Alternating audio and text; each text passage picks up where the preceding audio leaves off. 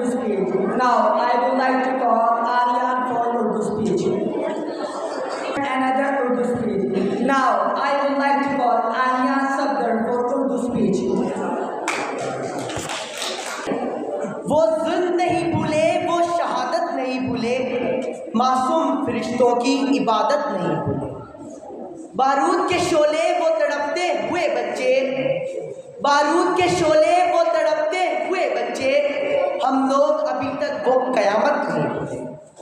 صدر علی وقار، آج مجھے جس موضوع پر لب کشائی کرنے کا موقع ملا ہے وہ ہے سانحہ پشاور۔ جناب والا، دہشت گردی نے پشاور کی ماؤں کے لگتے جگر چھین لیے۔ ہمارا ملک دہشت گردی کی دلدل میں روز بروز دھنسا ہی چلا جا رہا ہے۔ اگر ہمیں اس وطن عزیز کو اس دلدل سے نکالنا ہے تو ہم سب کا متحد ہونا لازم ہے۔ فرمان خدا بندی ہے اور اللہ کی رسی کو مضبوطی سے تھامو اور تفرقے میں نہ پڑو۔ جناب والا، تاریخ میں دہشت گردی جیسے بڑے بڑے واقعات گزرتے ہیں، مگر 16 دسمبر 2014 کو ہونے والے سانحے کو اگر دیکھا جائے تو آنکھوں میں اس جیسا دلسوز اور دردناک واقعہ نظر نہیں آتا۔ جناب والا، 16 دسمبر 2014 کو خون کی ایسی ندیاں بہیں کہ جس کے چھینٹے ہر ماں کے دامن پر گرے اور دامن سے بے نشان نہ ہوئے۔ جناب والا، ان معصوموں کے سامنے ان کے سادہ کرام کو زندہ جلا دیا گیا، ان کے دوستوں کو اس بےرحمی سے مارا گیا کہ زمین کا ہوگی۔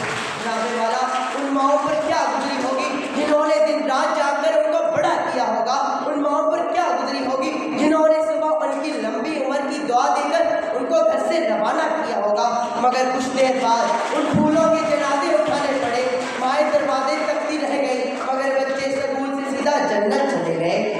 بکھرے جوتے، بکھری کتابیں، بکھرے قلم، بکھرے خوراک اس بات کا ثبوت ہے کہ ان معصوموں نے اپنی جان بچانے کے لیے کس حد تک کوشش کی ہوگی، مگر ہم لوگ ان معصوموں کے خون کو رائگاں نہیں جانے دیں گے۔ اگر انہوں نے بندوق سے حملہ کیا تو ہم قلم سے وار کریں گے۔ اس ملک کی تقدیر ہمارے ہاتھوں میں ہے، ہمیں اس کو سنوارنا ہے۔ اس ملک کی سالمیت، امن و بقا اور ترقی کے لیے اپنا کردار ادا کرنا ہے۔